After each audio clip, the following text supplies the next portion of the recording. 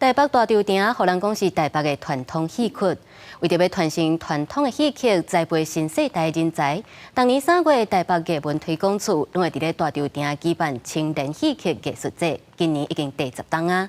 邀请顶港有名声、下港有出名的真侪戏班来咧参与，包括长美云歌戏团的青年团、棉花园、有布袋戏的小生园、金鹰阁等等。连续过半月到4月中为止，逐礼拜日咧大潮埕拢有精彩演出。 歹人若是看到这个面躯，一定会惊到心惊胆跳，就地倒。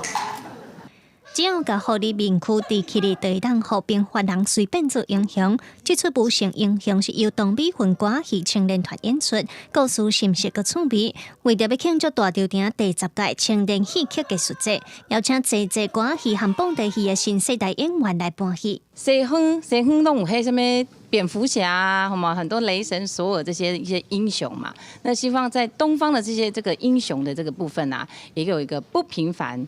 但是他是一个平凡人，内心嘛产生了那种英雄的气概跟英雄的梦，为了保护他的家人。今年的青年戏曲艺术节，有邀请到人间国宝王金英老师出来少年演员和棉花园总团做伙来参与，连外本地戏有小西园和金鹰阁等等，拢是名声趟全国的戏班。台北市艺文推广处办这个艺术节，就是希望正做戏剧传承的平台。